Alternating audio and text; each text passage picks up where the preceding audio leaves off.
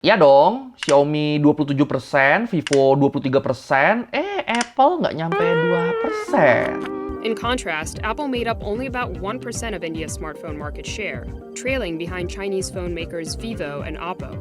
Jadi ya nggak masuklah ke daya beli mayoritas orang India, karena ya kita bahas teknologi lagi. Sebelumnya kita kan udah pernah ngebahas bangkitnya dumbphone ya, yang ngebikin makin banyak orang mulai beralih ke HP bodoh. Dan meningkatnya pengguna dumbphone ini ternyata sedikit banyak ngaruh nih ke tren pasar smartphone dunia, termasuk di sini iPhone. Iya, tiap tahunnya iPhone kan selalu kejar-kejaran kan sama Samsung kan, buat jadi merek HP dengan penjualan terbanyak di dunia kan. Nah, tapi di India, di negara dengan populasi terbanyak, iPhone tuh justru kurang diminatin loh. Bisa dibilang dengan populasi yang sebanyak itu, penjualan iPhone di sana tuh dikit banget. Jadinya ya bisa dibilang cenderung nggak laku lah iPhone lah di India. Padahal yang namanya India kan, itu kan pasarnya kan gede banget kan. Orang penduduknya aja banyak banget. Nah, ini kenapa nih produk Apple termasuk iPhone kok bisa nggak laku di sana? Ya udah kalau gitu, ayo langsung kita bahas kenapa Apple nggak laku di India. Apakah penyebabnya karena kompetitor doang atau ada alasan lain nih? Di Learning by Googling. Oke, sebelum kita ngebahas alasan nggak lakunya Apple, gue mau jelasin dulu nih. Emang penjualan Apple di India tuh sejelek apa sih? Jadi kalau menurut Statista, sejak tahun 2017, India tuh udah ngegeser Amerika sebagai pasar smartphone terbesar kedua di dunia, setelah Cina. Ya walaupun sekarang tuh India udah jadi negara dengan populasi terbanyak, tapi dari segi pengguna smartphone, mereka masih kalah jauh tuh dari Cina tuh. Jadi urutannya sekarang tuh Cina, India, Amerika. Nah, kalau menurut Telecom Regulatory Authority of India disebut di tahun 2024 di India secara keseluruhan ada 1,2 miliar orang pengguna HP. Dan 600 juta diantaranya adalah pengguna smartphone. Dan ini angka 600 juta ini nih masuknya nih banyak banget ya. Ini nih setara dengan 12% dari total pasar smartphone global.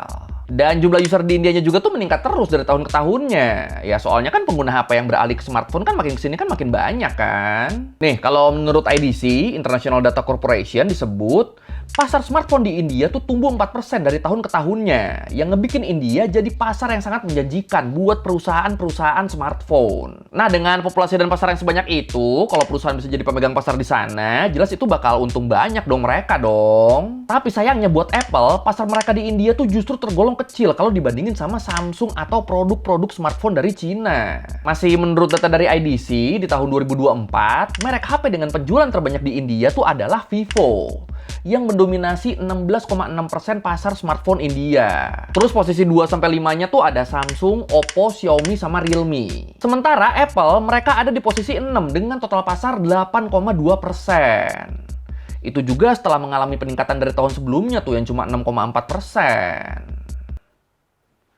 Dikit amat ya Apple ya. India has been one of the hardest countries to crack for the Cupertino giant.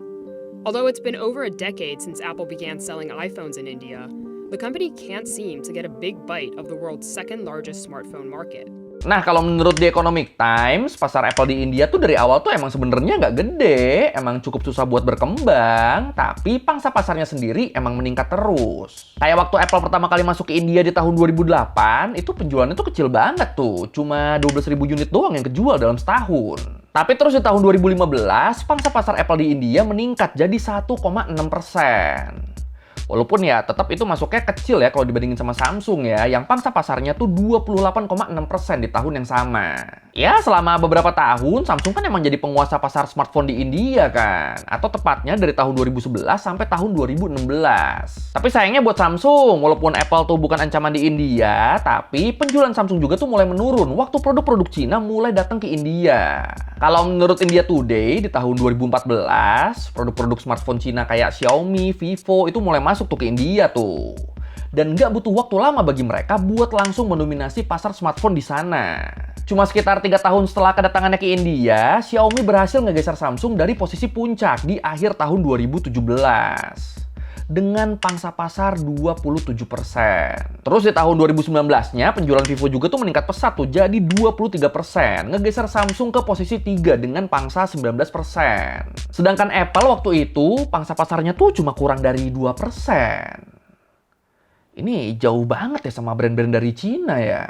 Ya dong, Xiaomi 27%, Vivo 23%, Apple nggak nyampe 2%. Terus kalau menurut Counterpoint Research disebut, sejak pertengahan 2024 sampai data terbaru di kuartal pertama 2025, yang nguasain pasar smartphone India sekarang adalah Vivo.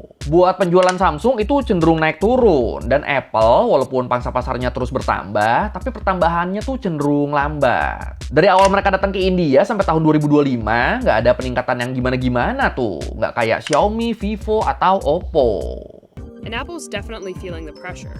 Samsung and Xiaomi accounted for the majority of smartphone sales in India in Q3 of 2018, garnering 22% and 27% respectively of the smartphone market. In contrast, Apple made up only about 1% of India's smartphone market share, trailing behind Chinese phone makers Vivo and Oppo. Oke, sekarang kita ke penyebabnya. Kenapa iPhone segitu nggak lakunya di India?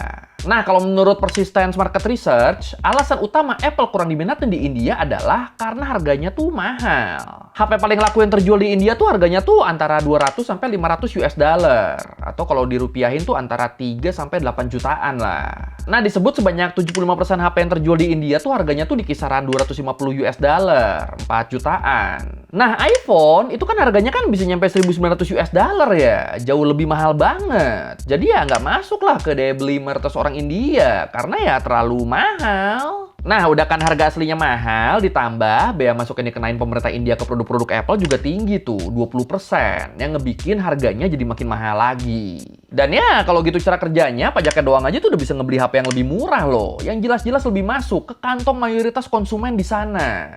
Atau kalaupun mereka tetap pengen punya iPhone, ya udah, mereka belinya yang second aja, atau yang tipe lama aja. Dan menariknya, kalau di pasar HP second di India, itu Apple tuh justru memimpin loh. 30% penjualan HP second di India adalah iPhone. Makanya itu dia kenapa pangsa pasar Apple di India tuh segitu-gitu aja, nggak meningkat signifikan selama hampir 2 dekade. Soalnya ya itu, nggak banyak yang bisa beli, dan kalaupun pada beli, itu kebanyakan belinya second. Dan emang timpang sih ya yang second sama yang baru ya. Pangsa pasar yang second tadi 30% kan, yang baru 10% aja nggak nyampe loh. Bisa gitu ya. India is a very price sensitive market, which means that people pay a lot of attention to what value they are getting out of the price that they are paying for a particular product. And in case of Apple, there's a lot of premium being paid for the brand itself, and that's where the price conscious Indian consumer thinks about that if they're getting the same kind of features or specs from another phone that they can get at a lower price, that makes it tougher to sell something at a much higher premium. Terus alasan yang kedua, kalau menurut Ventura Beat, soalnya fitur-fitur di iPhone tuh nggak bisa memenuhi kebutuhan orang India di smartphone. Seenggaknya di aspek yang harusnya tuh lebih bagus mereka daripada Android. Kayak misalnya ini nih, fitur Siri yang nggak ngerti logat India, yang ngebikin orang India jadi susah buat nyuruh-nyuruh AI ngelakuin tes-tes sederhana. Aduh, lucu lagi.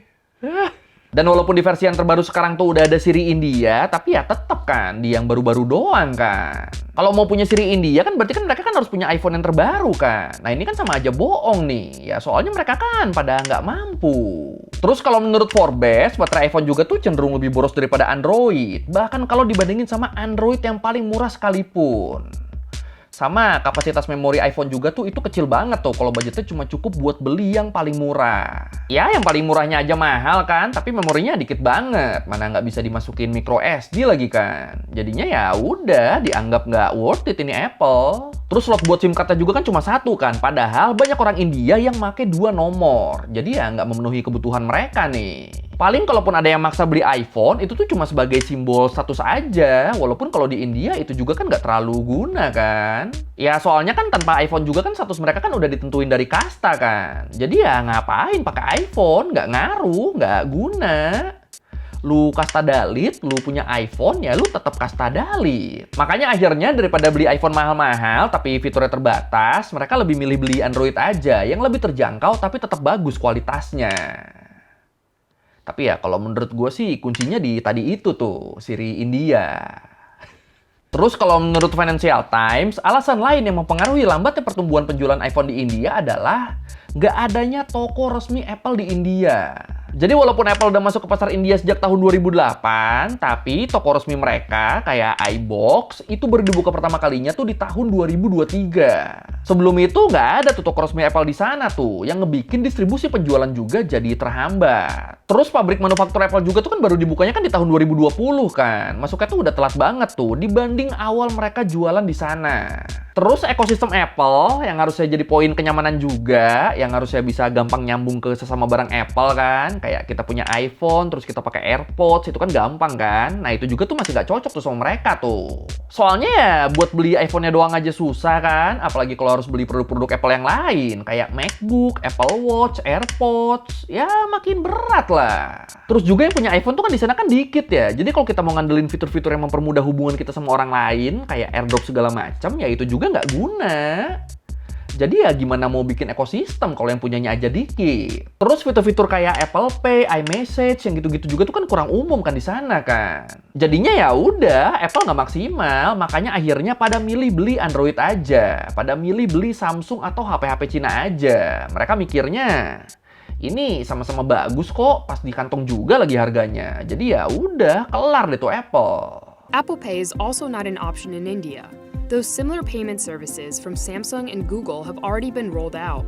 Jadi ya, walaupun India adalah pasar smartphone terbesar kedua di dunia, tapi kalau Apple nggak bisa bersaing dan terus stuck di pertumbuhan pasar yang lambat, ya mereka berpotensi bakal kehilangan potensi keuntungan yang gede banget loh di sana loh. Tapi kalau based on data dari IDC tadi, pangsa pasar iPhone tuh sebenarnya tuh meningkat cukup banyak sih ya. Peningkatannya tuh 34,6% dari tahun 2023 ke 2024. Dan peningkatan ini adalah hasil dari upaya Apple buat nurunin harga produknya di India. Jadi kalau menurut LiveMint, demi mengurangi tarif impor penjualan di India di tahun 2020, Apple tuh kan ngebuka pabrik manufaktur mereka di sana ya.